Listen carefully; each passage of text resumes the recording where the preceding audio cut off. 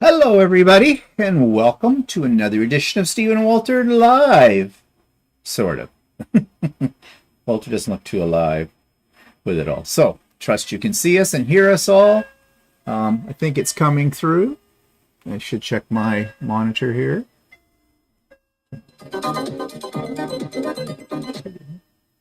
Hello, everybody, and welcome. Oh, yep, sound's there. Yep, sound is there. Okay, that is good. So, I see we have lots of people joining us today. That's great. Let's say hello to Diana is here, and Brenda, and Laura, and Philippa, and Donna, and Inez, and Sweet Granny, Maxi Doodle, KD Crafts, Barb is here, Suzanne, Sue Norfleet, Jeannie's here, Derek is here, Patsy's here, Heidi's here, Mona the balloonist is here, Marilyn is here, Ken No Show is here, which is, why do I never remember. I should by now.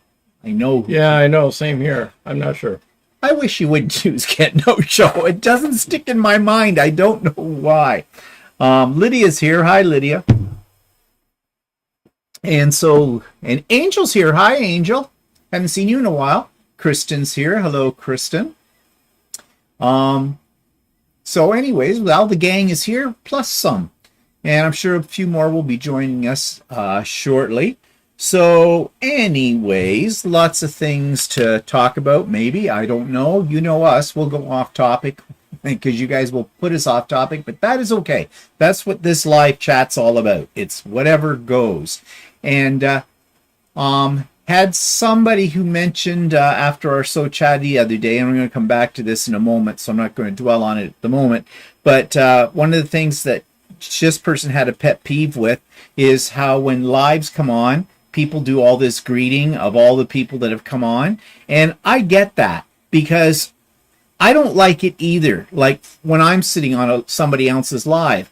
However, I think it's a necessary kind of thing to do because, one, you are acknowledging the people who have taken time out of their day to join us. I mean, without you, we don't have a live. We'll be playing to ourselves.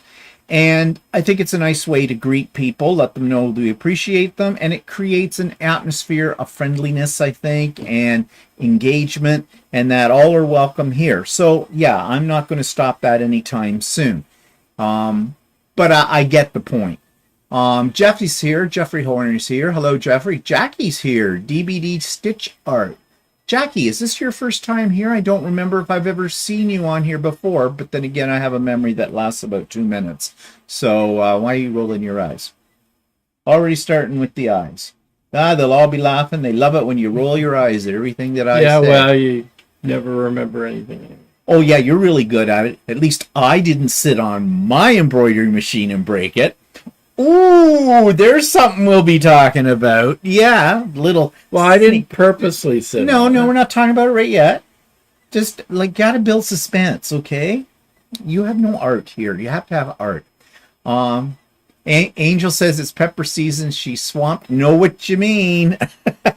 It's been pepper season here too from our garden as well. We've got quite a few. In fact, on my vlog tomorrow, I'll be showing you pictures of our harvest, and Walter made a whole bunch of stuffed peppers with them that we ate some, froze some, and we're putting peppers in everything. what was it you made the other day that you had peppers in? You were going to make something else, and Oh, it was yeah. your, what was it that you made? You made chicken.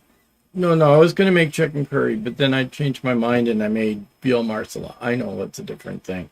But I Yeah. usually put mushrooms in it instead of put green peppers in it. So You still put mushrooms in it too, though. no, I didn't. I didn't make mushrooms. Didn't you? No, I thought we had mushrooms. not in veal marsala. Oh, but we have mushrooms now. Yeah, we do now. Okay. I put it in the beef. Oh, that's Yeah. where I knew there was something I had that had mushrooms in it this week. Yeah. So let's see what people are saying here. Lydia's looking forward to Saturday. So am I.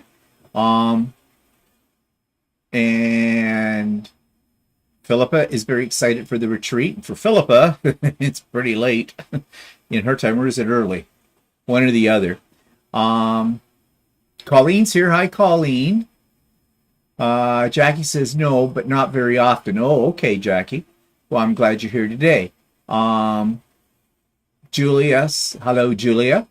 Got here this week. Yes, you did. Very good. Nice. I'm looking forward to seeing them. Yep, we had a really good crop, Angel. And we're still growing them because we've got a bunch under our grow lights as well. And we got now, Angel. Are purple peppers common? Because we got a couple of purple peppers.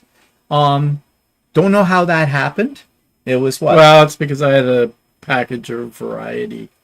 A variety package of, I didn't know what was in them. They were like different colors. So we got yellow ones and we got orange ones and we got red ones and green ones. But then all of a sudden we got a purple one. Yeah, I didn't know there was such a thing as a purple pepper. I've never seen a purple pepper in my life. Well, they are on the internet. You can find them. Well, I didn't go looking for them because if I've never seen them before, I didn't know that they existed. So why would I go on the internet and do a search for purple peppers? Maybe I should do a search for pink peppers. Are there pink peppers? Are there plaid peppers? Are there peppers with flower? Hi, Patty motif? C. Patty sees. Hi, Patty. They are a hybrid in North America, Angel says. Oh, okay. Jackie says, last time we talked about the French immersion school in Oshawa. Okay, I don't remember that, but yeah, we probably did. Marilyn said, did you pick a peck of purple peppers? I know. You get We only have one, so we couldn't. No, pick we a have peck. another one. Yeah, I know. We got one lights. downstairs. Yeah. Yeah. Purple beauties? Is that what they're called? I don't Could know. be. Derek says he got his first 2 chilies under my grow lights, hoping for a good crop. Think keeping the grow light apparatus next to the furnace is helping keep them warm enough. Yeah. Batik peppers. Yeah, Maxie says that would be something. Patty says, I wonder if Peter Piper picked a peck of purple peppers, things that keep you awake at night. Yeah. Not really. I just thought it was kind of novel. When you cut into it, though, it looks a little green. Like the inside looks green, but it tastes the same as a green pepper. There's no difference really. I could tell in taste, but they're kind of pretty in a salad, having all of that. So anyways, you learn something new every day. So what have we been up to? Well, what do you got to show us, Walter? Nothing. Nothing. He's busy working on plans for our trip to Australia.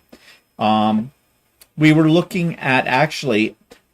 One of our subscribers recommended last Wednesday on Sewing with Stephanie and Stephen a book by a guy called Bob Bryson. I'm not sure. It's Bryson is his last name. And he writes books about Australia that are very popular, and they're somewhat humorous. So I bought one. It's called, it was a national bestseller, Something in the Summer. Hot in the, I don't know. Let me. Hot Australia in the summer. No, it wasn't Hot Australian Summer, but it was something like that. Where's my library here? Kobo. Okay. It is called In a Sunburned Country, and his name is Bill Bryson. Yeah. And here's what the book looks like. And I've only read the first couple of chapters in it. Actually, it's quite enjoyable, but he was talking about these two a railway system that goes from Adelaide right up. You can take it right up to Darwin. Or you can take the one across from Sydney to Perth. So yeah. So it sounded kind of interesting. So I went on to YouTube and I found some videos about these rail lines. One's called the Indian Pacific and the other one is called the GAN. And it's quite expensive. It looks interesting, but for what you're paying, like you're paying anywhere between $6,000 to $8,000 depending on what level you go at. And no, it's $3,000 per person one way if you have the lower level, right? But if you want the upper level, it's more than that. Well, that's okay, fine. So it's $6,000 together. Okay, $3,000 a separate. I stand to be corrected. Excuse me, but for it's not a being specific. 4-day, 3-night trip, and I don't know if I want to be stuck on a train for that long. Well, no, and it's interesting, but really, I have a feeling it's like the excitement of seeing the Rocky Mountains in Western Canada for the first time. The first 10 minutes, you are mystified by it all. You're glued to your car windows. You're looking out there. You're thinking, oh my God, this is majestic and beautiful. For the rest of the time, you're going, when the hell do we get out of the goddamn mountains? And I have a feeling staring at the outback will be very much the same. Not only that, they do make some stops along the way, but again, those stops don't look like. Well, there's only about 3 stops on the 4-day trip, so yeah. I mean, it looks. But now, mind you, it includes your food, and on the GAN. No, both of them. What was the other one? Food and all your booze? And all your booze. I think you would need to be drinking, because if you're going to be on that train for 4 bloody days, staring outside a window looking at the same scenery, you're going to want to drink. The rooms, now the one gave me a bit of claustrophobia. Yeah, I kind of figured that you wouldn't like it, because the room's small and it does have a bathroom, but it has upper and lower berths.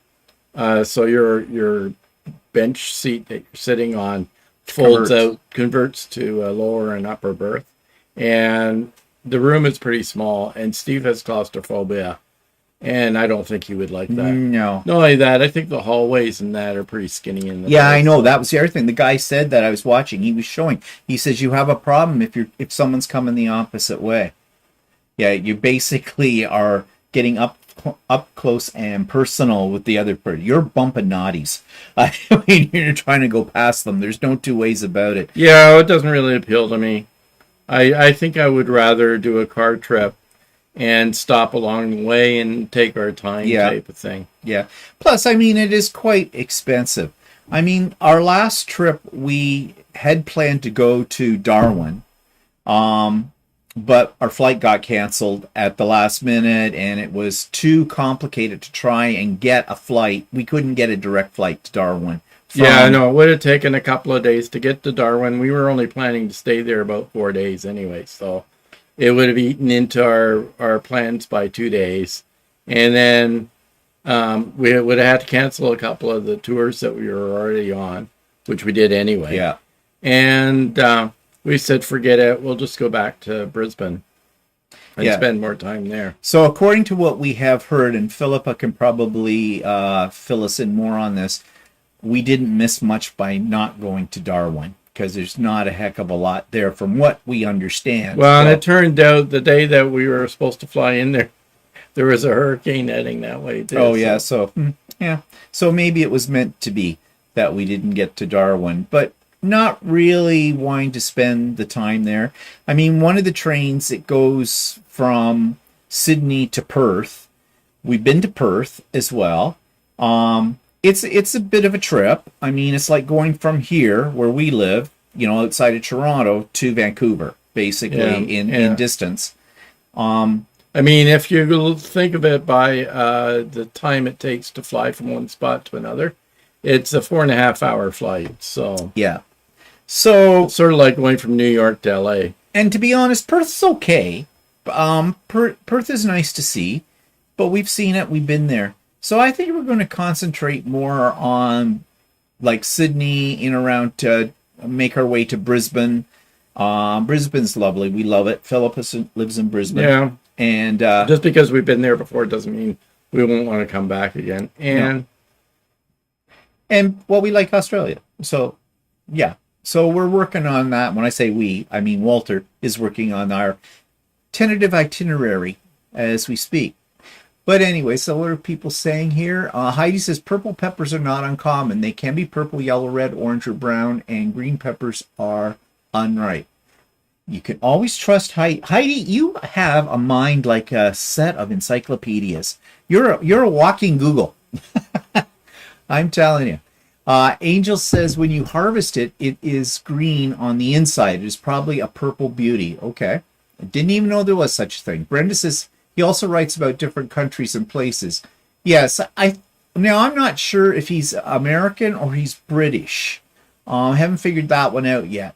Derek says Bill Bryson's books are usually very good. He's very witty and interesting as an author. Yeah, I'm finding that his writing style is very humorous, very easy to digest, and it's interesting. So I thank whoever, I can't remember who it was that recommended this book to me, but whoever it was, thank you. Janet's here. Hi, Janet. And Tamela is here. Brenda Fowley is here. Sue GSD is here. We are Sue. We are both doing well. Colleen says, take a look at Jonathan Fong's trips on railways. Besides at least 2 in Australia, he does the Royal Scotland and many others. He likes food too, so that features in his programs. Yeah, the guy that I watched this morning was a youngish guy from England, I believe. Couldn't tell you what his name is. His channel was Trek Train or something like that. And he's done the Orient Express as well. He's done both these trains in Australia. That seems to be what he does. He travels around a lot. He also flies a lot of first class. So yeah, he seems to have the money for all of this too. So yeah. Hi, Stephanie. You got home okay. That's great. He's an American author. Okay, Jackie says he's an American author. Okay. I don't know why I thought when I first started reading the book. Well, first of all, I thought he might be Australian. He's not. And then I thought he might be English, and he obviously is not. And he did mention something about going from LA to Australia, like the flight. So, but then, well, of course, you wouldn't fly that way if you were in England. no, You wouldn't go that way. You would possibly from Canada. That's it. Trek Trendy. Jackie says, yeah, that's the name of the guy. Jeannie says, Andy said she's watching, but her chat box isn't showing up. Oh. Did Andy ever get a new computer? I mean, it might be time. And Laurel's here. Aloha. Laurel, did you see that you are now on the registration list for the retreat? I sent you all the information, but I never heard back from you. So if you can just say yes or no for that, or confirm, or send me an email letting me know you got all that. And if you have any questions, you can ask me in an email. Okay. So anyways, yeah, that's Australia.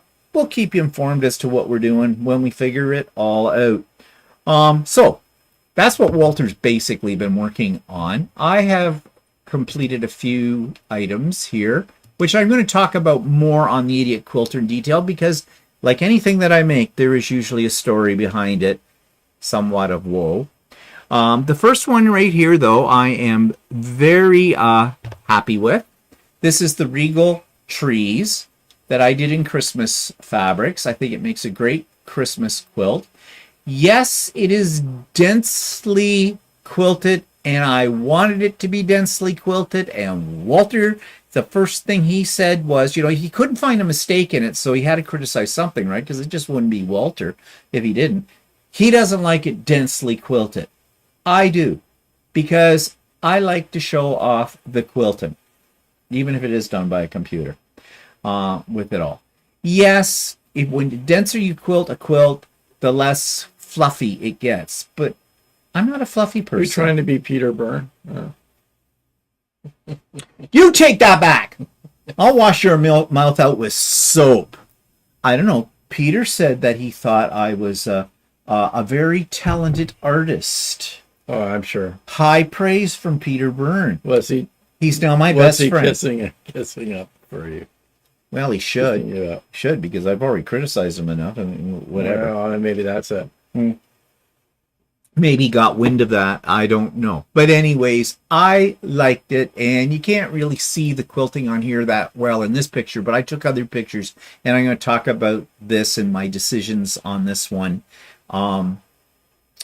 more on the Idiot Quilter. But I have to say, this is a Chelsea Stratton design. She works with her mother, Sherry McConnell. And they have a YouTube channel, Quilting Life, and her patterns. I've done a couple of her patterns, and I have to say they're very well written. Never have any problem with them whatsoever. So that was that. And then I'm working on the kitties. You guys all chose for the 4S Club collab challenge. You chose the kitties for me, which I was really excited about because that's the one I wanted to do. Then I started working on it. Yeah, that'll talk more about on the Idiot Quilter as well, but there's been some problems, but I think I've got the kinks worked out now, I hope. So there's 4 out of 23. I have like 19 more to make for this quilt, so yep. And this is Posh Santa. Now, I did the same quilting on this one as I did on the, here he goes, he's just getting real giggly right off the bat. Well, let me talk about it first. I did the same quilting. I actually didn't make it quite as dense. I enlarged it a little bit more, which I'm kind of glad I did because I think it really makes the beard stand out just a little bit more. I should have from a distance. Oh, screw off. I think I probably should have used a little darker shade of the gray in the background. I didn't realize when I was putting it together that the white and that shade of gray, which is kind of a mottled gray, was maybe too close. But that's the mystery. It's Santa. Santa, you know, he comes and he goes very quickly. You don't really see Santa all the time. Yeah, right. He fades into the background, you know? So, yeah, bite me hard. Whatever. So, let's just catch up what everybody is saying here. Oh,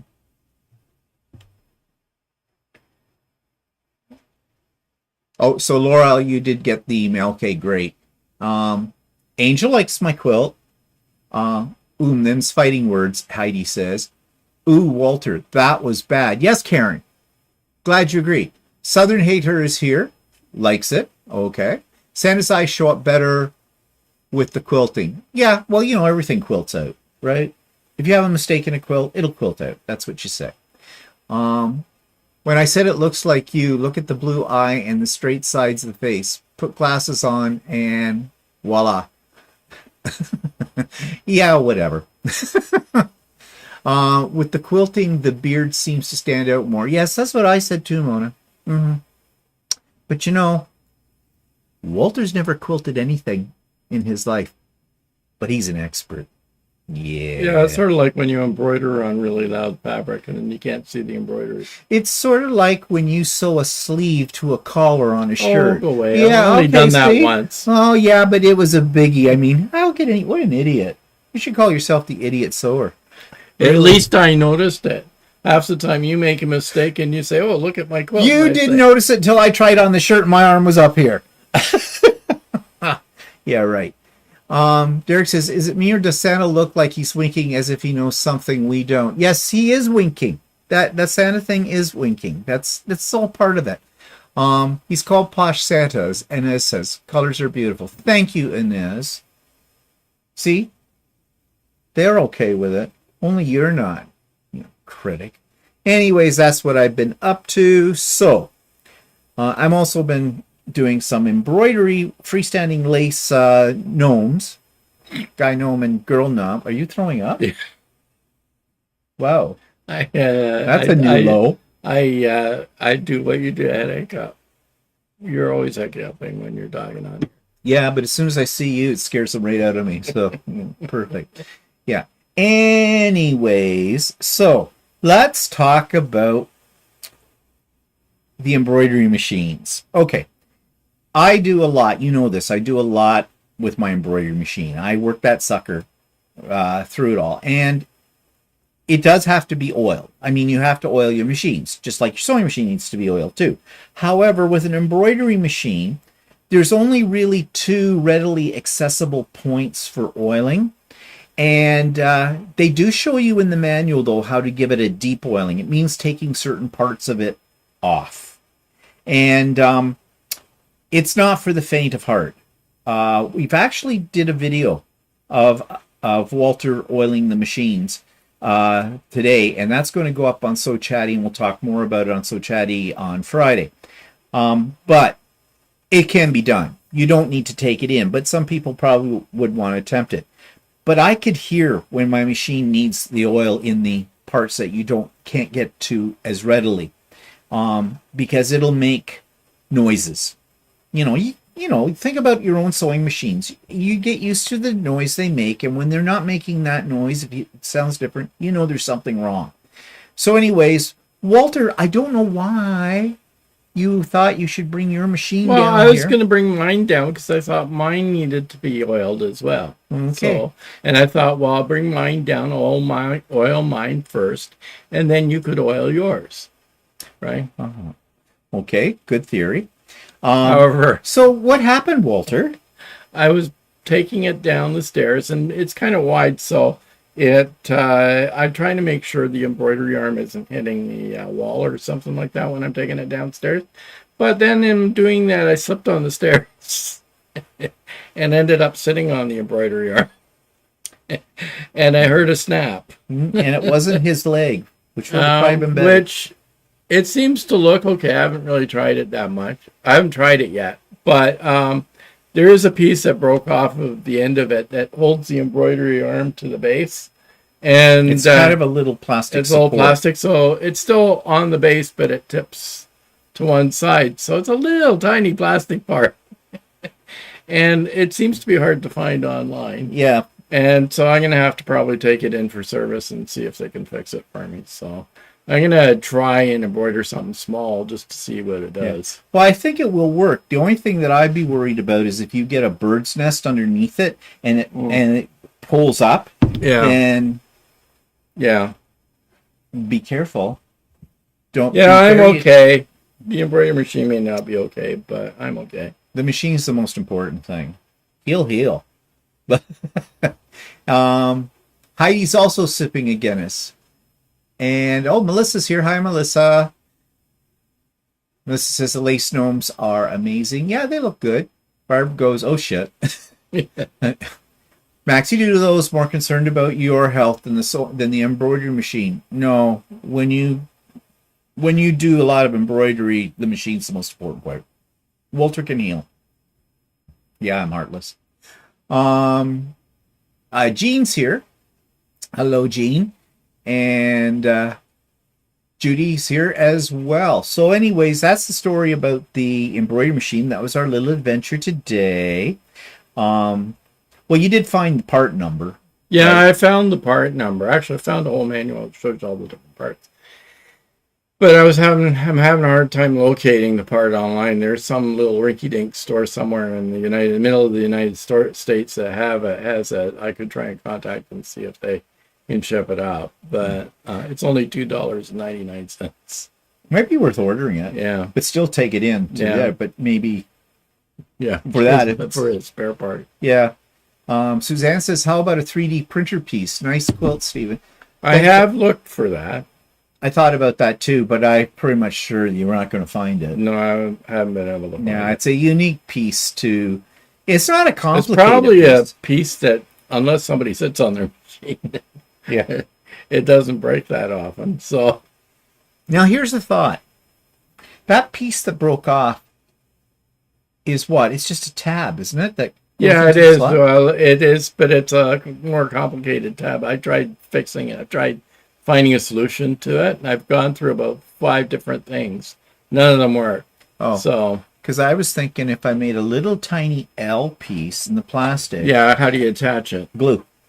Yeah, you could try that. I mean, good strong glue, but yeah. I think I would get the regular part first because I don't think that would probably work. If I knew how to do AutoCAD, to do CAD programs for designing 3D pieces, if I was clever in that way, I'm sure I could design something, but I am not. And that's not like I need to take courses to learn how to do that, basically. or go online and spend days trying to study it. And I did at one point. There are courses, free courses on how to design things for 3D printers using CAD, but I don't want to dedicate that kind of time to it. Plus, it's a lot of mathematics and geometry. And as you well know, I am geometrically challenged. So heaven only knows what would happen. Probably very frustrating. Yeah, Melissa says Gorilla Glue. Yeah. Inez says, good thing you didn't hurt. The machine can be fixed. Yeah, well, Yeah. priorities. I'm tough. Priorities. Yeah. Yeah, you're tough, but, you know, whatever. Hell, just buy a new machine, Maxie Noodle says. Yeah, when it comes down to it. Yeah. Hi, Cheryl. What's Derek say? At least you didn't have to go to the emergency room and have to explain why you had an embroidery machine sticking out of your rear end. Yeah, from what I've heard, they've seen a lot of things up people's rear ends in emergency rooms. I don't know if they've ever seen an embroidery machine, though. But, yeah. Embarrassing. Yeah, I think it'd be more than embarrassing. So anyways, yeah, we had that fun this afternoon. Okay, so some announcements. Sewing with Stephanie and Stephen as usual on Wednesday, 9 a.m. Eastern Time. And Stephanie should be with us this week because she's home from her retreat. And I'm sure she will probably be telling us all about it. I did see the video. Stephanie put up a video yesterday. And she was at So Yeah in Las Vegas, of course. So, God, that store is immense. I mean, it would just be overwhelming. It's just aisle after aisle after aisle after aisle of fabric. Maybe someday I'll get to it. I don't know. I don't think I'd want to go to one of their retreats, though. 75 people, I think. That's what I heard on there. And Stephanie can correct me if I'm wrong. 75 people at a retreat, I think that's a little too much for me. That'd be a little overwhelming. I can only imagine what the noise is like in there too. I mean, It's padded with fabric all around. Well, maybe, yeah. That would. Well, I was just being polite. What I'm saying is, one man and 74 women. I'd have to kill somebody. I would just, they'd be taking me out in a straitjacket. Stephanie says, if you can't find fabric in that store, you're not a quilter. Well, that's for sure. Melissa also says she must have worked in an ER. Yes, you see a lot in an ER. Yeah, I'm sure. We used to have a friend, or we have a friend that worked in an ER, and he told us a few stories. Mm-hmm. How'd you get that up there? Oh, it was I don't know. I just sat down and there it was. It's a billiard ball. First of all, why was anybody sitting on who's calling you? No, I posted that I fell with the embroidery machine. Oh, God, now all your fan club will be there sending you all kinds of regards over it. Oh, Walter, I hope you're so okay. But anyways, yeah, so sewing with Stephanie and Stephen on Wednesday. Okay, retreat update. Well, it's full. I've had a few people drop out, but I had people on the waiting list, so that's okay. At the moment, I don't have anyone on the waiting list. But again, if you wanted to get on and you didn't, it won't hurt you to send me an email saying you'd like to be on the waiting list, because we've still got 6 days before the retreat, and there's bound to be something come up where somebody has to drop out for one reason or another. So, if you're on the waiting list, no guarantees, but you might just get in. Everything's in place. Everybody who registered for the retreat, you now have gotten another extensive email from me talking about the agenda for the day, some information about using whatever device you're on for Zoom to help you out if you're kind of a newbie to Zoom, and and about the guest speakers and the whole bit. I didn't really say much about prizes, but there are prizes as well, and I've got everything together. If you were thinking about sending me, and I sent this email out this morning, you wanted to send me a picture of one of your creations, you're shit out of luck. Because that's closed. I closed it yesterday at midnight as I sent out an email letting everybody know. And because I needed time to put the slideshow together, and I now have the slideshow all together, and I'm not editing it. So, yeah, not doing that. So, however, as I said in that email, don't despair. There's plenty of opportunity. If you've got something you really want to show people and you didn't get it in the slideshow, you can do it during the retreat. We have people show things all the time, during the retreat. So, if you got something you want other people to see it, then you can do that during the retreat as well. Cocktail party. That is on the Friday night, starting at 7 p.m. Eastern Time. Bring your favorite beverage, bring something you want to eat or whatever. And if you've got something you would like to show us as well, you can do that then too. There'll be an opportunity to do a little show and share while we're on that. That is a Zoom, okay? And only the people registered for the retreat have the link for that. It will not be a YouTube Live. None of this is YouTube Live. It's all private.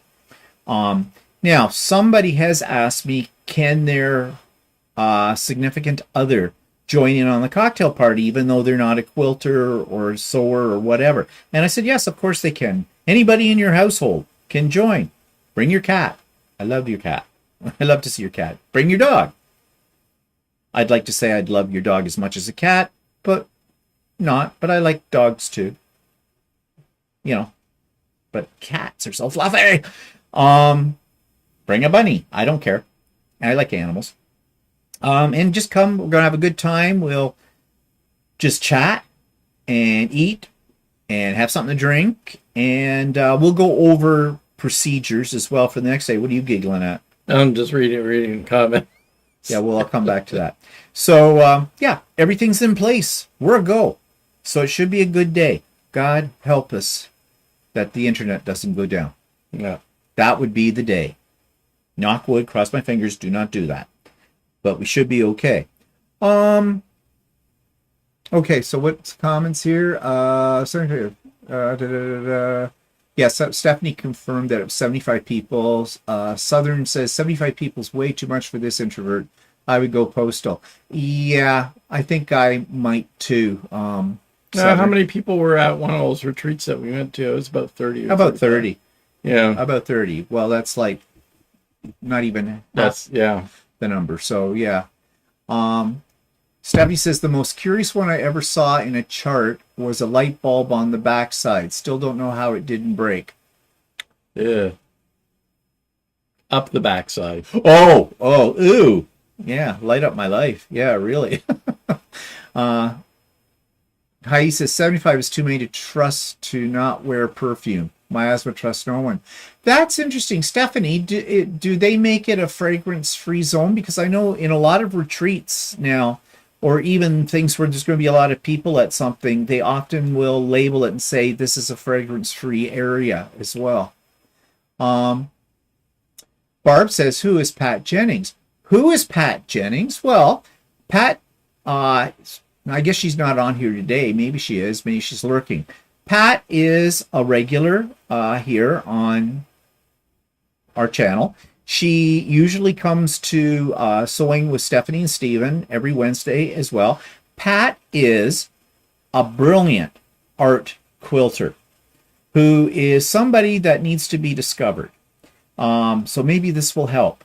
But she is going to talk about her transition from starting out as a traditional quilter and how she got into art quilting.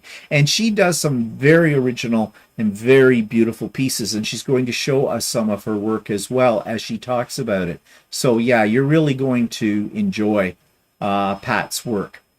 Melissa says, please go hit the like button. Oh, okay. Thanks, Melissa. Melissa says my dogs will be hanging in the background. That's okay. Now, there's one thing about the day of the retreat, and I'll be going over this anyways on the cocktail party. YouTube or Zoom will pick up whatever's in the background. And so if you've got a dog that is constantly barking, you may want to, how do I put this nicely, muzzle it. If you have small children running around because you happen to be looking after them, your grandkids or whatever, you might want to muzzle them. Or put mute on. Or put mute on, yes. And actually, that's one of the things I do recommend, that you leave your Zoom on mute until you want to say something with it, because people forget, and sometimes their phone rings and they start talking, having a major conversation on their phone. And it isn't so much that, we're worried about, it's what they're talking about. You may not want other people to know this.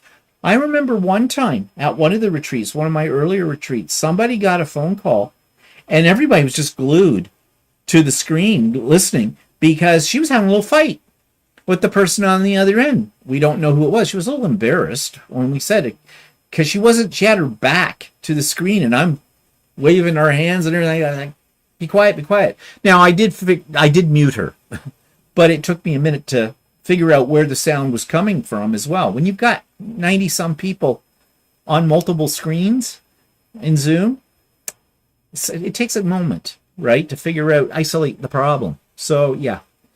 But that's stuff we'll go over. It's not that big a deal. Well, Cheryl says, God help me that my family leaves me alone for the retreat. I would suggest you shut the door in the room, put a big sign on it, and say, on pain of death, enter this room. Threaten them with something. Have a sharp knife. Heidi says, Rogers had major issues last week, so this Saturday should be okay. Okay. Yeah, well, that'd be okay for us because we're not on Rogers. No, but some of the people who come into it are on Rogers, like Heidi. Yeah.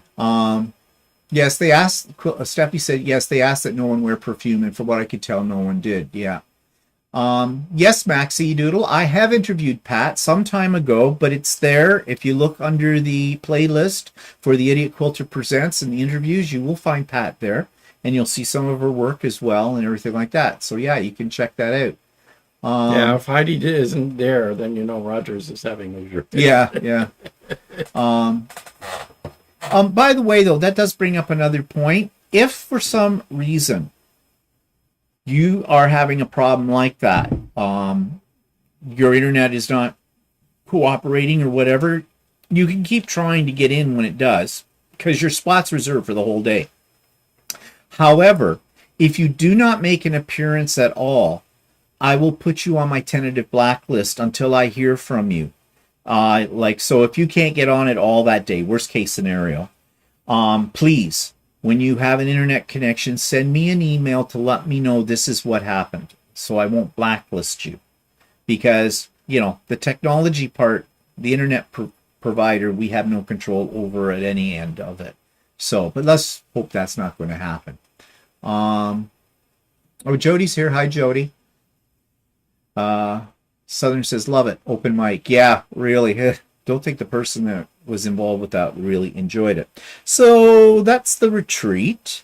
So this week on So Chatty, if you saw it, we dealt with YouTube etiquette.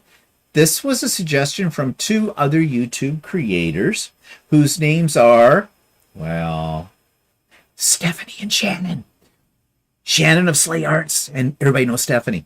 They thought that would be an appropriate topic for Walter and I to talk about. So we took up the challenge, and had a lot of comments about that. And I think a lot of people understood what we were trying to say. One of the comments was, why do you read back what people have written in the chat?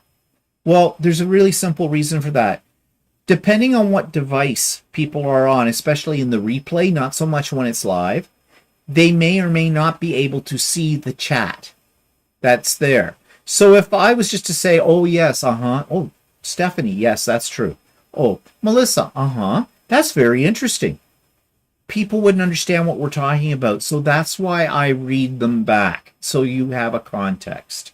And it really annoys me when YouTube creators who have a live don't do that, because you feel left out. You don't know. You're trying to figure out what they're talking about, especially on a replay. We've heard ones. You probably have heard too, where you see a replay and what Steve says, oh, hi, that's interesting. Sorry to hear you're having a problem. And you don't know what they're having a problem with. So. No. So that's why I do it. It isn't easy to do that when you don't have a moderator, somebody who, can point out that there's questions or something. Questions are a good thing to always read back in any situation, because somebody always misses the question. If you're giving the answer, they don't know what you're asking.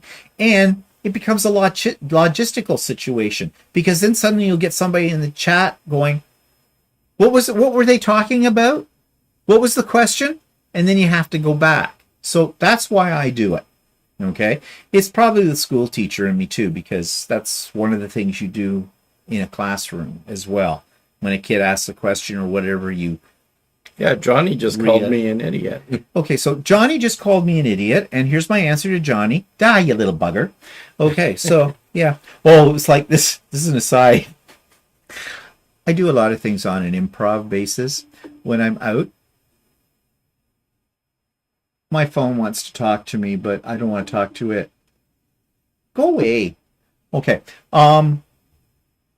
We went into a store yesterday, a bake shop, and there was a little kid standing out there with a basket of apples and a couple of, probably his mother and another woman standing there. And I figured he was a Boy Scout, probably a cub or a beaver. He might have been a beaver. He looked pretty young. So Walter says, give the kid $5. Why? I don't want his apple. But I said, yeah, but I was in the scouting movement for many years and that. So, okay, so I came up and I said, so are you in the scouting movement? Mm-hmm. And so he has a little can there with the slot in it. So I shoved the $5 bill in. I didn't take an apple. And you don't know. He's a kid. He's probably licked it.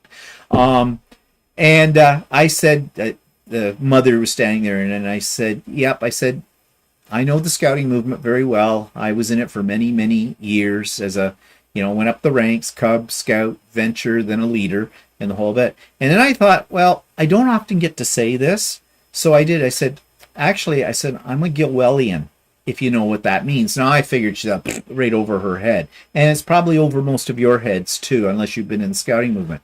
Gilwellian is the highest training and honor you can receive as a leader in the scouting movement. And I was the youngest one in Canada to ever earn it. Yes, I'm blowing my own horn, toot toot. But nobody knows I have a special woggle and everything. And I don't even know where it is anymore. And she goes, oh yeah, we know what a Gilwellian is. Yeah, the whole bit. And I said, but ironically, I hate kids. And she started to laugh, and I said, I was a school teacher too, and that made her laugh even more. She thought I was joking, but whatever. And off we went. The kid got $5, so send him on his way with it. So what are people saying here? Maxie Doodle says she'll binge listen to the interviews while she stitches today. I'm on Starlink, Heidi says, as a provider, but eventually if a major hub goes down, it affects multiple systems. I had friends who lost TV and internet with those Rogers issues. Yeah, well, that's typical with Rogers. It is here anyways. Thank you, Melissa. She liked the video. Philippa says Pat Jennings is fascinating to listen to. Lovely lady, very talented. Yes, she is. Julie, she's sorry she's late. I was just wandering around YouTube and forgot the time. Well, geez, Julie, get your priorities straight, really. We should be number one on your list, right? Heidi's looking forward to Pat's presentation. Julie says, I want to see your Boy Scout sash and pins. Well, I have them somewhere. It's not pins, it's badges, but I do have it. It's in a box. And I don't know where it is. Maybe someday I'll dig it up and show it to you. Patsy says, in the States, the leader gets a silver beaver. In Canada, they're shaved.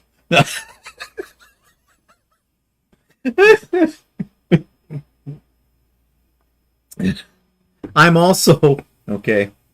They didn't use the term because they had just gotten rid of the program and replaced it with something else, but probably, now I think in the States you call it an Eagle Scout.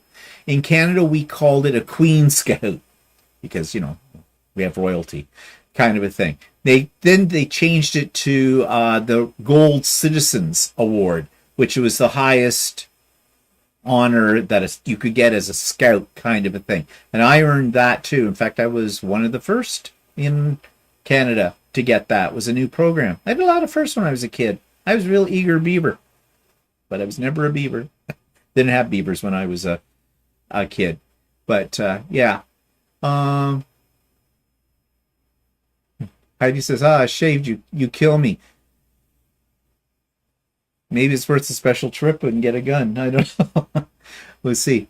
Elsa's here. Hi, Elsa. So, anyways, that was interesting yesterday. Why did I talk about that? Oh, yeah. So, what's happening up this week? I'm getting rimmed on Monday. I've got my new rims. They're going on my car at 9:45. And then I'm making arrangements to get a different kind of rimming because the doctor's office called to make a video appointment with me for tomorrow in the afternoon to talk about my forthcoming colonoscopy. Yeah.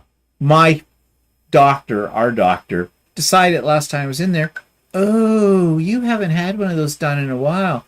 You really should get one done. I'll call up the office for that. They'll be in touch. You are getting my doctor to do that. You said you liked her.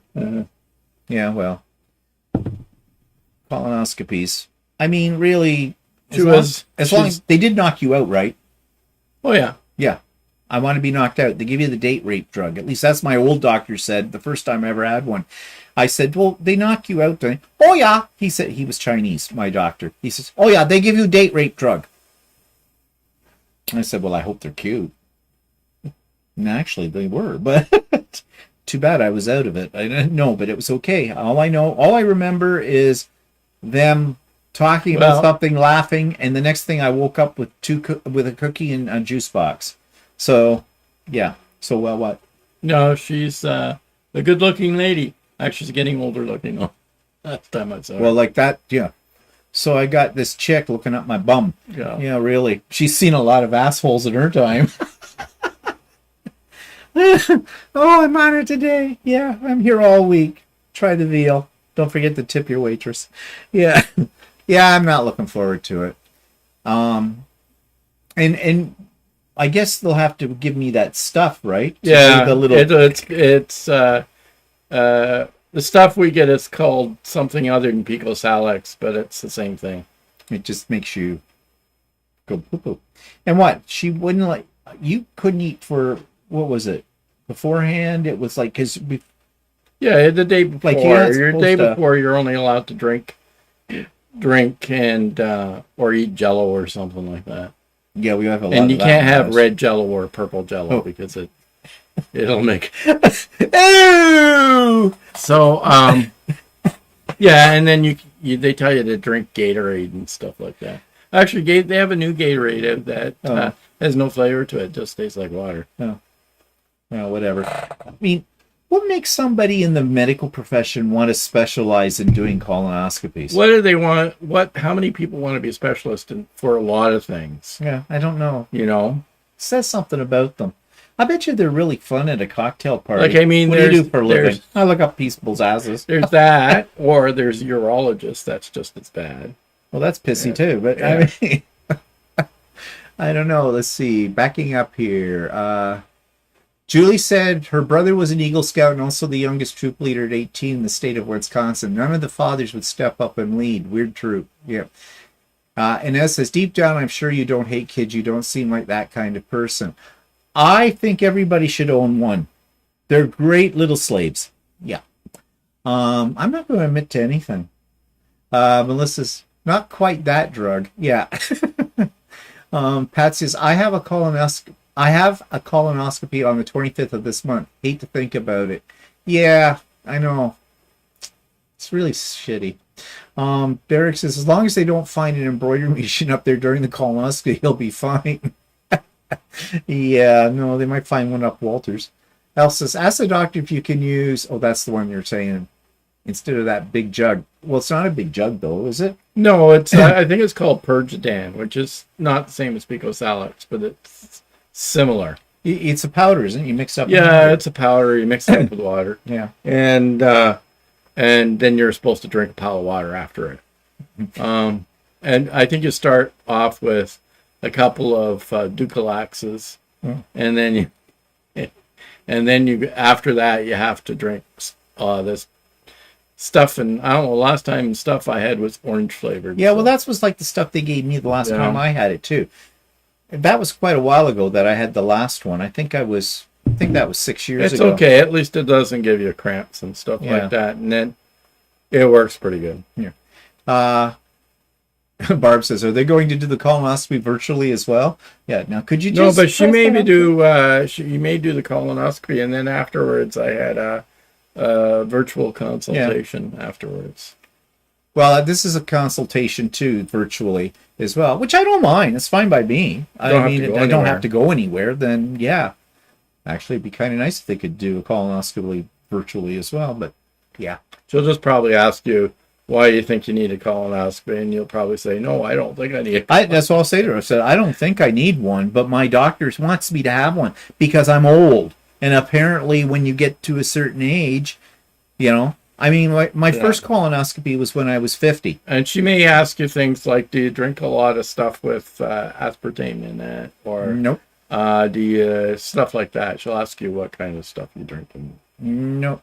Honey, I only have one glass of wine a day. It's about this big, but, you know, yeah. Heidi says the worst part is after when they are nagging you to fart and every instinct has you looking desperately for a dog to blame. No, I don't remember that. Did they make you fart? No, I don't remember that. Just told me I would. Yeah. But no one, actually, the last time I had one, or the last two that I've had, no one said, you got to fart. I would think it would be in their best interest if I didn't. But whatever. To quote the movie Spaceballs, I knew it. I'm surrounded by assholes. Yeah. Well, the very first colonoscopy I ever had, there weren't any polyps or anything. So I knew that I was a perfect asshole. And I have a CD to prove it because the guy took pictures when he was up there and with it, and he gave you a copy of it. Actually, they send it to you on the internet this time. Oh, do they? Yeah. No. The second one I had, they found a couple and he removed them, of course, while he was up there. You know, it's one-stop shopping. And when I went in for the consultation to the office at the time, he says, okay, well, I've got some, I found a couple of polyps. I got rid of them, but he says they're the most common kind there are and they're absolutely harmless. So I'm sorry you're not special. So I said, so I'm not a special asshole. Took him a minute to agree with me on that. Not sure why. But, yeah, so... I'm sure they've heard all the jokes. I'm sure they have. Well, you know, you pick that as a business, you've got to put up with it, really. Julie says, there are breast cancer awareness quilts. Why aren't there colon cancer awareness quilts? Because you have to pick shitty colors. Yeah, what color? Breast cancer ones are all pink. Yeah. So Terry says, I was wide awake for mine. You were? Well, I wasn't for mine. The last one, I just remember waking up in the recovery room. Well, they'll be knocking me out. Yeah, well, I asked them. I said, I'm not going to be awake for this, Emma. And they said, no. Yeah. I'm not going to be awake for it. No. It's like the dentist. Oh, they're just little small ones there. I don't even need to freeze them. I said, no, yes, you do. You will freeze me so hard that you can hit my face with a sledgehammer and I won't feel anything. That's the rule. I'm paying you, you'll be freezing me. Heidi says, oh, the nurses were demanding that I produce a fart before I could leave. I just wanted people out of the blast zone. Well, you know what you could do when she's not looking. You could always go... Actually, I think I have that sound effect on my phone. I can just pull it out. There's a wide variety of them. Dara's here. Hi, Dara. Most people I know have the home test now, not a colonoscopy. That is unless a previous test indicates you should have regular ones. No. I've only ever done the home test a couple of times, but that was when I was younger, before I was of colonoscopy age. Yeah. My first one was at 50. My family doctor at the time, same one who talked about the date rape drug, he said, oh, you'll turn 50. You'll need to have colonoscopy done. I said, why? Because you do. You're 50. You need that. And then the next one I had was at 60. And during when we were just getting into COVID, when nobody knew what was going on, I get a call from the place that I went to for the last colonoscopy, and they want to make an appointment with me for another colonoscopy. And I turned around and said, I am surprised that you are actually wanting me to come into a place where there's other people and there's this COVID thing happening right now. And I said, I will not be coming in for that unless I will see my doctor about it. And so that's another reason why I'm going to Walter's colonoscopy doctor, because I'm not going to this private clinic. I mean, they were good and everything, and I had to pay for it extra, but in those days it wasn't that much. It was about, I think the very first time I paid 50, and I think the next time I might have paid 60 or 70, something like that. But this one... Yeah, there was this idea that if you paid for it, went for it in a private clinic, that it would be better than going to the hospital.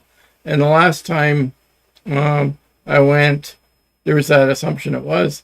The only thing I could get was hospital. So I went to the hospital. And personally, I thought it was just as good, if not better. So yeah, and don't have to pay for it either. So I'm wondering, Terry, if you were wide awake, knowing what the American system of hospitalization is, it basically sucks. Would you have had to? Well, first of all, did you have to pay for the colonoscopy? Period. And would you have to pay even more if you said you wanted to be knocked out for it? I'm just curious how that works. Well, they told me last time, they said, well, I might feel a little bit of pressure or something like that. But I fell asleep. I didn't. Yes, I did too. I didn't really notice anything. So I was out like a shot. It was great. And then next thing I knew, I was in the recovery area. So yeah. And that's the way I want it. Because I even asked them, I said, I'm not going to be awake for this, am I? And they said, no, you shouldn't be. You might feel a little bit of pressure or something, they said, but that's it. Barb says, is the doctor's personalized license plate ass van? Elsa was awake for her last one, too, even though I was given drugs. Well, they better be knocking me out. Well, I suppose it doesn't matter as long as you don't care. Yeah. Well, that's the other thing. I mean, if they give you happy drug, ooh, what a party. Ooh. Usually I get taken out for dinner and a couple of drinks before we get this familiar. And Shelley says they were surprised to find out I wasn't completely under. I was mostly awake. I'd be going, hello, not asleep yet, not asleep. No, sticking anything up my bum until I'm asleep. It's the way I like it. Derek says, Heidi, no naked flames. Brenda, they want you to pass gas. Well, they didn't for us. Well, they just said that afterwards I would probably pass some gas, which I did later on. But they wouldn't let me go until they let me go before I did. Just told me this is what, they gave me a sheet and said, this is what you should expect after you go home. So. I went over to the hospital to pick him up. They wheeled him out in a wheelchair. And yeah, he was a little dopey. Oh. What, dopey or normal? Yeah. I should have just, at that point, I could have had a lot of fun. I could have just tied you to the hood of the car and went wee down the street with you. You wouldn't have known. But whatever. Yeah, who'd thought we'd end up discussing this right Yeah, there? really. What a shitty topic. Yeah. Heidi says, all I had was a Johnny shirt, so the Flames and the bystanders could take their chances. Shelley says, the best of the 3 I've had were at hospitals, and the anesthesia worked like it was supposed to. Good. So Terry says, special circumstances. I didn't have to pay. I asked not to be knocked out, and they allowed it. Well, okay, so Terry, this is what I say. Women never give you the full story, do they? They always leave something out. All right. Okay, so you asked not to be knocked out. Well, that's a different thing. If that was your choice. I thought you were talking about that they just didn't do it. No, that's different. Heidi says, gee, maybe the bad press about horrible hospital colonoscopies was more propaganda than fact. Wonder why. I don't know. The last one I had in the hospital, there were a bunch of people in the room with me, but there was The staff there were really great. So Shelley says I was aware, but evidently couldn't communicate. Must have been ketamine. That makes you not care. Okay. You know, I'm really not going to listen to anything more that you people have to say because I think you're just all a bunch of drug addicts anyways, and you're just making this stuff up. I don't know. Val's here. Hi, Val. When I had my colonoscopy 15 years ago, I had a choice of awake or sleep. They had a big screen TV to watch it on. I chose knock me out. Yeah, I don't want to watch it on the screen. No, not interested. Maybe after the fact, but not during. No. Dara says, I won't support private medical clinics that charge for their services. We pay for our universal health care, and it's being eroded by private services. I agree with you on that one, Dara. At least that is my take on the issue. No, I agree with you, Dara. It's a slippery slope to getting a two-tiered healthcare system, and already our provincial government here in Ontario is definitely actively working on doing that kind of thing. You know, healthcare for the rich, nothing for everybody else kind of a thing. So, yeah, I agree. Well, anyways, we shall see, won't we? So I got the Missouri Star Quilt Christmas box in the mail, and I have not opened it, and I will not.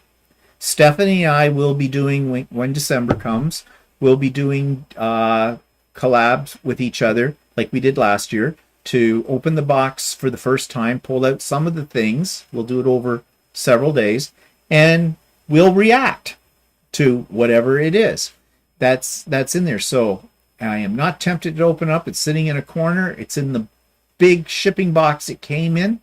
So, yep, not going to open it. Won't be tempted at all. Shelley says, I want to just blink and it's over. Yeah, well, that's how my first two were. Basically, like I said, I woke up with a cookie and a juice box. So, did they give you anything? I can't remember. I'm not surprised. So you don't really remember the fact that even at the clinic, I don't think they gave me a cookie and a juice box. Well, they're cheap bastards. I can't remember what I got. And you're paying I can't remember for it. if I got anything at the hospital. Jeez. Cutbacks, I guess. Sue says, or so Terry says, I just mentioned because it can be done while you're awake. It's tolerable. I don't want tolerable. I want absolutely pain-free, nothing. Don't want to feel a thing. Don't want to see the video. Don't want to know what's going on. Just have your way with me as long as I'm completely knocked out. That's the way I operate. But enough about my sex life. Okay. So we had Thanksgiving dinner last Sunday at my sister's. It was nice. She did 2 turkeys. She said they were small. She couldn't get a big turkey. I don't think that's the whole story because one of the turkeys was done in the conventional way in the oven.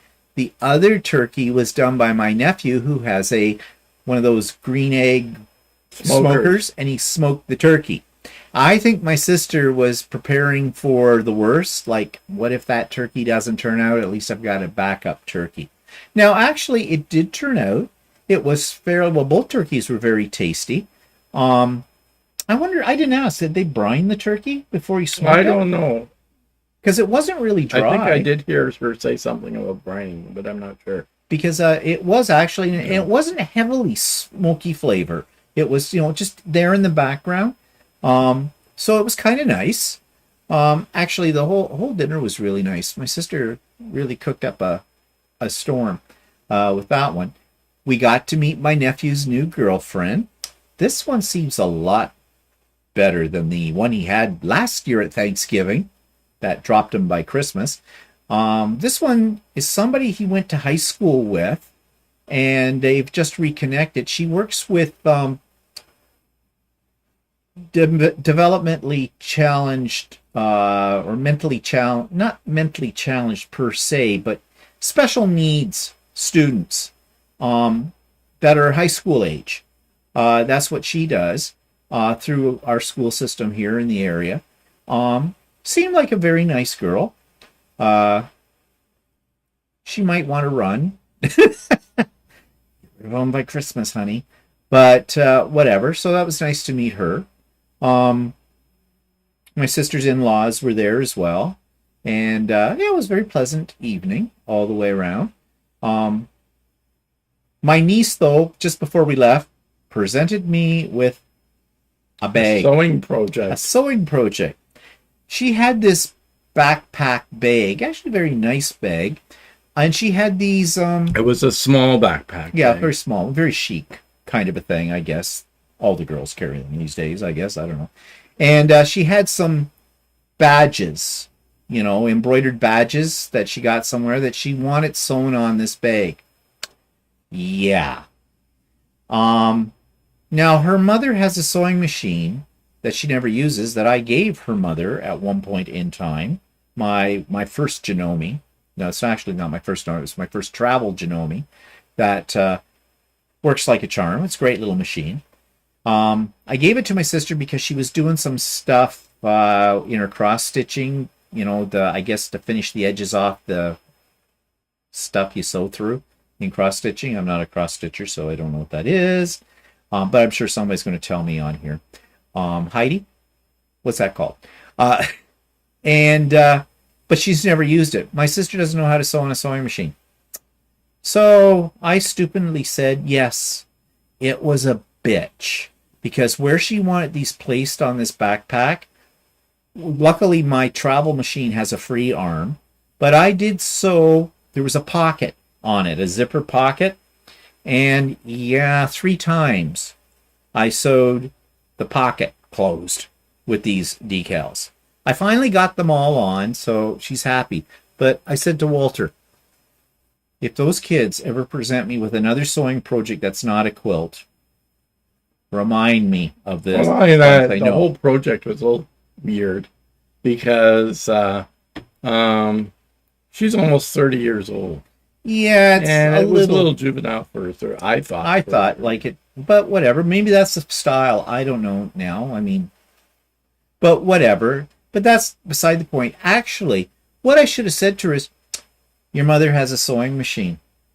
How about I come over one day and show you how to use it? And so you can sew your own on because, this is a skill that maybe you should learn.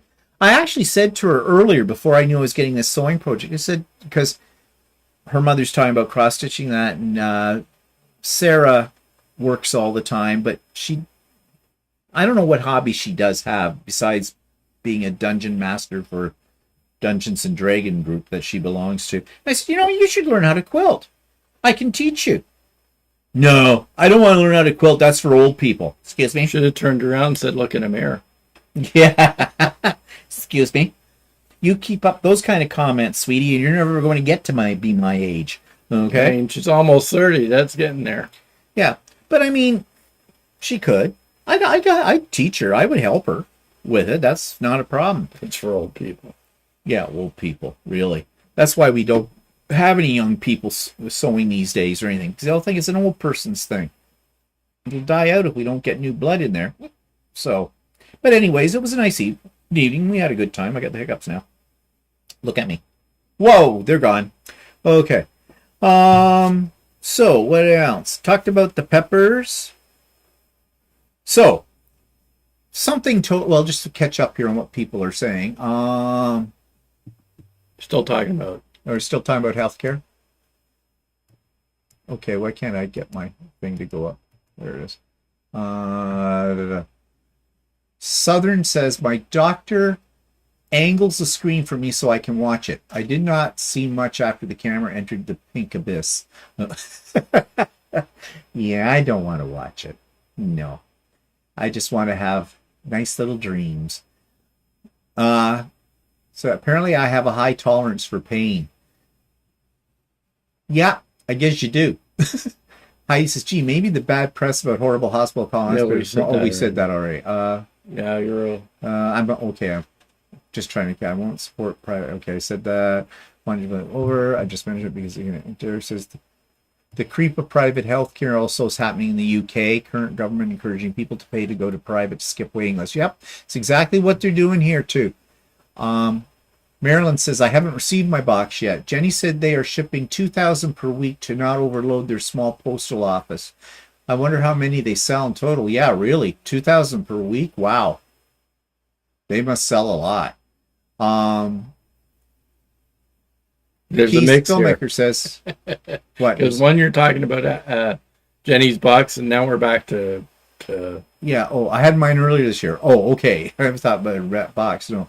The last appointment of the day, bump back hospital gave me two $50 gift cards for my imposition.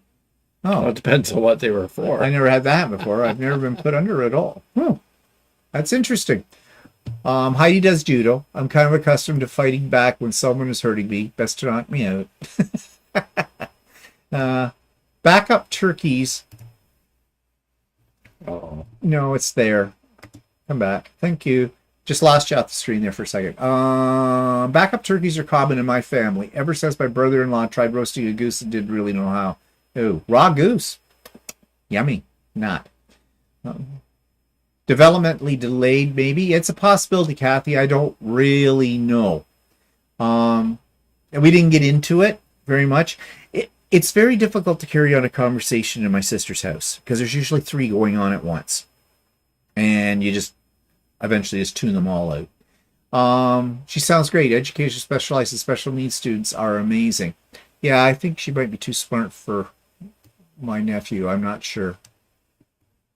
Spellmaker said, oh my God, that's my worst nightmare. Going through prep and then they cancel. If they say, get someone down here to do it, I'm not doing prep for nothing. Yeah, actually, that's a good point.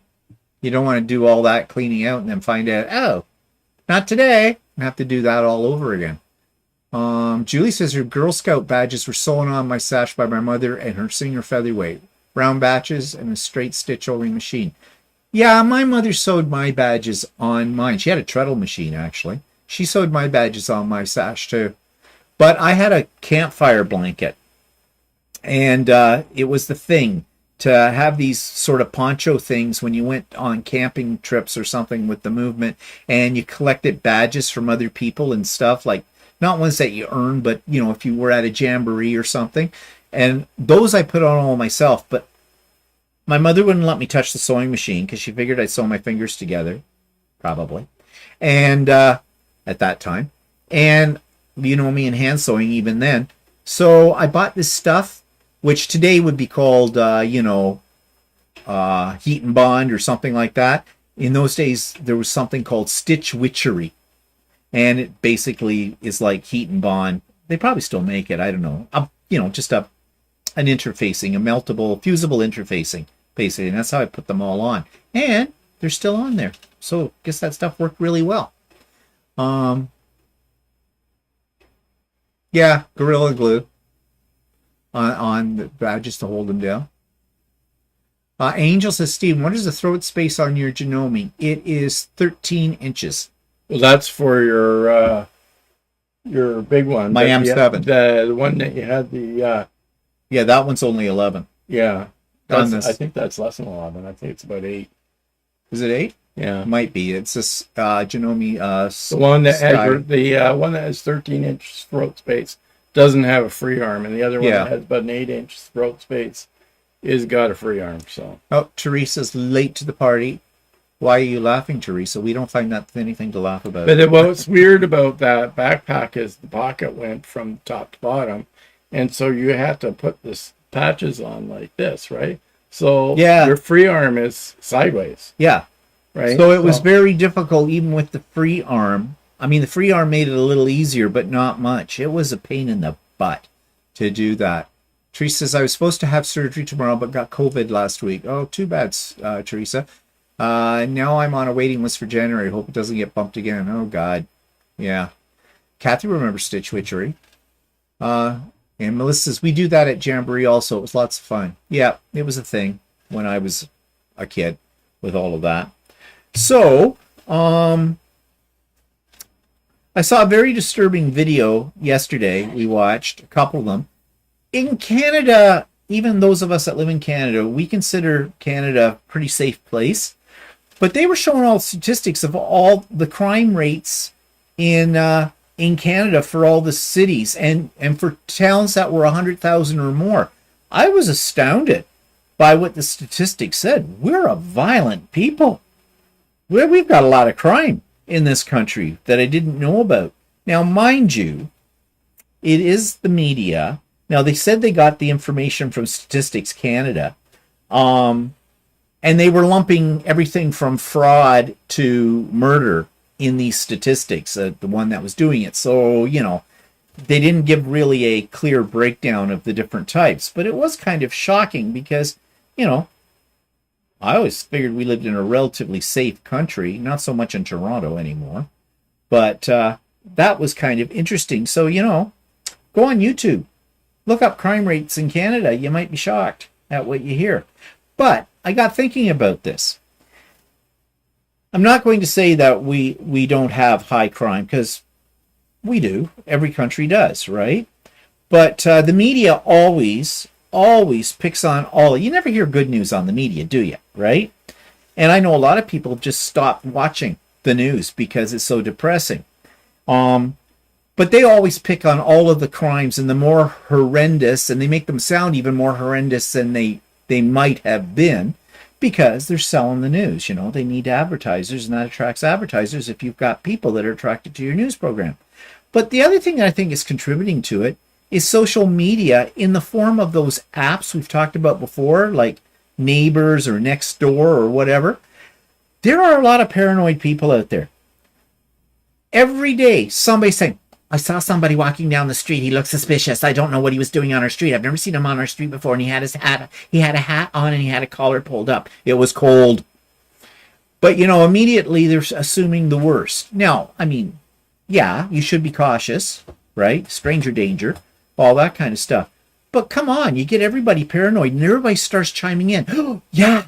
Was he driving a white van? I saw a white van. It was parked down the street. It was there for a good hour, and I never saw anybody get in or get out of it. So I don't know what they were doing down there. It's probably Amazon delivery. Yeah. Whatever. You can, it's one thing to be cautious, but you can get a little paranoid, and you make other people paranoid. That app it's stupid. Of course, then you have the Karens on there reminding people that it's recycling day tomorrow. Make sure your green bin is out to the curb and is securely tightened up. There are raccoons and coyotes in the neighborhood, and we don't want that garbage all around. Make sure that you bring your empty green bin into the house immediately after it has been cleaned up. And what was it? Somebody said, what's she, the garbage police or something? Yeah. So, how much can you believe anymore? Especially when you get these, like, social media is, I think it's a bad thing, really, anymore. It makes people paranoid about it. You should take precautions, yes. Like, don't be foolish. Like, don't get your car running, leave the doors wide open and the keys in the ignition, and go into your house for 2 hours and expect it to be there when you come back out. I can't believe that people still do that. A couple of months ago, there tends to be a fair bit of car thefts in our area, and I went out into a store, and there was a car, it was summertime car, running with the windows open. There's a theft waiting to happen. Yeah, well, you hear that too. Yeah, and that's one of the things. Someone says, I just ran into the house for a minute, and I had the car running, and it wasn't locked, and it was gone when I came out. Well, big surprise. Yeah, you got to take some precautions. Oh, Heidi says it's 8 o'clock. I knew Heidi would know with that. Yeah. Colleen says, one of the skills Girl Guides learned was hand sewing. I sewed my badges on my uniform myself. I earned an all-round cord, which I still have and want to use in crazy quilting. Yeah. Well, Yeah, and Sarah went to Girl Guides. Yeah, Girl Guides. Yeah, she should have learned that too. Well, maybe she didn't like it. Actually, Girl Guides is a little sexist, isn't it? I don't know if they still do that, but why do they teach the girls to sew and they don't teach the boys to sew? Well, then or maybe you don't they do know. Now. Maybe they do that now. Yeah, I don't know. Maybe they've come up with the times. And Teresa agrees, social media has not made this world a better place. No. Derek says he lives in a street where a group of retired neighbors all obsess about what others are doing via WhatsApp. They're already accused a group of kids of being drug mules when they were just hanging out. Well, yeah, and this happens with older people too, right? You get a little bit more paranoid the older you get, I think, and it's not like when we were kids. I say that to Walter. When we were kids, we didn't have this. We knew how to amuse ourselves. We didn't come in until the street lights came on at night. We walked uphill 50 miles both ways, bare feet, in the winter to get to school. Yeah, no, we didn't. Everything makes you paranoid. So we're becoming very paranoid. So speaking of paranoid, let's just go through a few of the comments we had this week from people. Okay, responses to the YouTube etiquette videos, so chatty. One person said, this is something that really bothers me. You can take it as constructive criticism or not. It really bugs me when YouTuber creators start videos with, oh, hi, Marjorie. Peter is here. Yes, I see you, Germaine. There are several that do this. All I can think of is the old TV program Romper Room, where she held up a magnifying glass and said, I see Bobby, Kathy, Susie. Yeah, I already talked about that, but I already explained, and I did write this person a comment too, that yes, I understand the annoyance of that, but it's something that as creators we need to do. And I already stated my reasons for that. Another person wrote, I just want to mention that you manage your Zoom very well. At one time in earlier sew-in chats I joined, there was one person always there who took over where it was all about her, and she talked and talked all about family, grandchildren, etc., and she complained about her husband. Ugh, I'm here for sewing, the company, and your winning personalities. Oh, she's nice. She's my best friend now, not someone else's life. I don't remember that exact situation, but I do remember when we first started lives and that with the chats. We did have individuals who did try to take over, and well, I don't allow that anymore. My sandbox, my rules. But yeah, but I have watched other creators, some of them on a live, and I was watching one the other day, a friend, and there was a lady on there, and it was his special guest person that he had on. And he was trying to end the time. He usually runs it for an hour and a half. It was going way over that. It took him 20 to 30 minutes to finally give her the hint that it was time to go. Because every time he'd say, well, that's great. That's our time. We got to go now. She'd say, oh, just one more thing. And go on and on about it. And a lot of it was about her as well. That was definitely, he had lost control of the channel. And, sometimes it may seem rude, but sometimes you just have to take over. You got the cane out there like that. Pokemon Bonkness, yeah. Virtual cane. Someone else said, I dislike it too when content creators advertise products. I pay for premium YouTube because I don't want to see ads, and it's terrible when creators do it. Yes. I mean, we don't pay for premium, but it's annoying to watch the ads, regular ads, come up. And we know YouTube does that whether you're monetized or not. And but then on top of that, you're getting somebody doing a product advertisement within your videos. So yeah. And I hate it. And somebody else, I guess I thought I put it in my notes today. Oh yeah, it's right here. Another person said, to your point regarding sponsorships and advertising on YouTube channels, there's a quilt channel that I used to watch and I like a lot, but I got completely turned off when she began inserting sponsorship advertising. I tuned in to hear what she had to say about quilting, not what bed she likes to sleep on. I know exactly who that is, and I'm not going to say because that wouldn't be nice, but others of you probably know too. But this is not the only one. There's a lot of them now, and there seems to be more and more of this where they have in-program advertising for a product.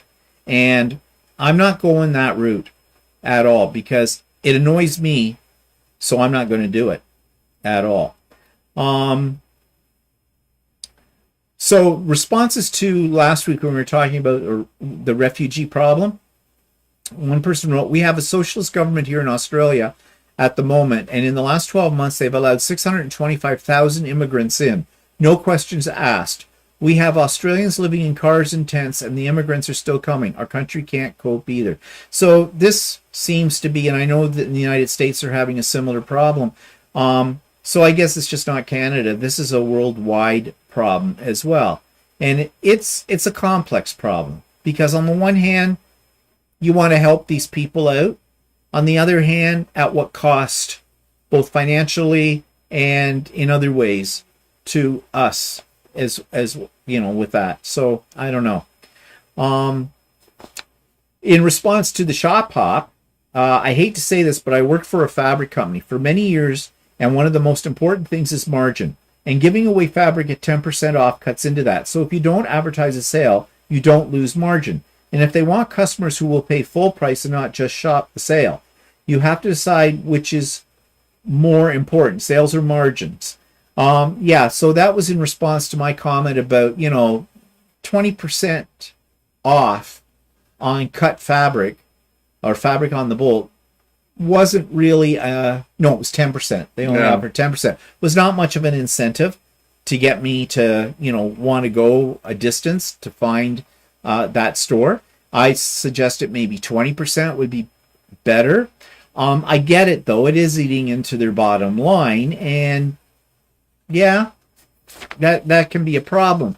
But yeah, we don't really know what the markup we don't know what the markup is that they get. And I guess it probably depends, too, on who they're buying their fabric from as well. And what their overhead costs. Yeah, and all that kind of stuff. So it could be different from one store to another. Well, it is different from one store to another. I'm sure of that. Like our local quilt store, she does not have sales often at all on her fabric. Because she does have really good prices. But she's got really good prices. And she has said, basically, she's already offering, if she was to cut the prices anymore, she might as well not have a business. Yeah. So, and I get that. Let's see, just finish up here. Derek says, I was taught sewing and knitting at small rural Catholic primary school by nuns. We were told, I lost stuff. We were told they would be useful life skills. Got to high school and none of us had done any science, but we could craft. Okay. Dar says, I grew up in Cleveland and can usually tell the difference between gunshots and car backfires. I'm not proud of. And I think that's more into response to what Shelley said. I get tired of, I heard gunshots. No, it was fireworks or car backfire. If there's actually that many gunshots around here, it would be news. Yeah, but you don't know for sure unless you're someone like Dara who grew up in a crime-ridden city like Cleveland. But we didn't. Although it's becoming like that. I am being a little facetious there, but I'm also not being a little facetious because Cleveland's a big city, like Toronto, like different places in Canada. So yeah, bigger cities tend to have a higher crime rate because there's a greater population. And criminals tend to hang out in those places because they can be anonymous. Kathy says, I do enjoy hearing about new tools in these videos. Yeah, I like to hear about new products, too. Yeah. Shelley says, I understand that as YouTube has cut back on revenue, they have to add sponsorship. I just deal with it if I want to watch them. Well, yes and no. YouTube is YouTube. They're a business. They want to make the money. It goes down to, and I think I said that in the video, why do you have a YouTube channel? There are basically three types of YouTube creators, in my opinion. There are those that are doing this as a business, as a job. This is their source of income. They're the ones that have mega number of subscribers, produce high quality videos, and they're trying to get every nickel and dime they possibly can because that is possibly their sole income. Okay. Then there are the creators who probably we fall into this. We do it as a hobby. It's a hobby. We enjoy the socializing on this, enjoy bringing, some stuff. From my point of view, I love bringing educational items into the mix as well. And I also learn things from the back and forth with subscribers. So for me, it's a hobby. And then there are ones where it's an ego trip. Okay. And they're the ones that I said on the So Chatty video that'll start off by going, hi, I'm sorry, I haven't put up a video in 2 weeks because I've been sick. My psychiatrist says blah, blah, blah, blah. You know the type. They're looking for they're playing the sympathy card. They want people to go, oh dear, I'm so sorry. And, those ones I don't have a lot to do with and I don't subscribe to them. As soon as they start doing this and I figure that out, then I go, bang, no, not going to watch you. Because, no, you need professional help. Don't use, as we said, don't use the internet or YouTube as your therapist. Okay? So, yeah. I may be hard-hearted, I don't know. And I don't know, these people are that destitute on their YouTube channel that they have to add advertising within it. I don't know. The other thing is that I lost my train of thought. Okay. Well, I mean, there are big YouTube creators that have experimented with adding advertising, and then I've noticed they've stopped doing it. Maybe because it's unpopular. well, it has a time limit on it. Like, too. I mean, okay, somebody's adding advertising to their channel, but then what happens if there's enough people that don't like it and start quitting their channel because of well, there are, and people do. People do. They get pissed off, like that one comment that I read. Yeah. You know, and I know exactly the person she's talking about too. And I have to admit, I still follow her, but I watch less of her channel. I watch less, yeah, of it. Sherlock says, the one thing I noticed is some of the smaller channels are signing up for Patreon. Yeah, Patreon is not going to, some can make money out of it, but again, they usually have to be really big. One example of someone who really made Patreon work for her, and she's no longer around because sadly she passed away, but she was a crafter for Cricut. She did a lot of things with the Cricut cutting machines, and that was what was her name? I used to watch her when I was into paper crafting all the time. Oh, I forget. Melanie, yeah, Lane. Melody Lane. She did very well. However, having a Patreon is different than advertising on your channel. Yeah. You might say you have a Patreon and look at my whatever. That's a separate thing. Like if somebody has that, that's up to them. It's not really advertising on the channel. No, it's not advertising on the channel. And the problem with Patreon too is, first of all, the company that is Patreon takes a certain percentage of whatever you make from subscriptions. It's basically a subscription service with tiers, right? And I'm not so sure how they're doing it now, but at that point, the content creator was supposed to give something back. If you were at a certain tier, you got this, whether it was extra videos that were private for people at that tier, or some were giving little badges or stickers or stuff like that. And I did consider Patreon at one point early on, but I thought, no, if people are going to give me money, I need to give something to them, and I'd be spending all my time handling that, and I wouldn't like it. I wouldn't enjoy doing that. So no, I've never gone that route. And the other thing too is the people who have set up super chats. I don't have it turned on. I could have it turned on, but people get, basically it's a tipping situation. And I don't understand it, why people actually give money to YouTube creators on a regular basis for simply creating a video. You know? Because all you do in a super chat, if you give some money on a super chat, your comments go to the top of the screen.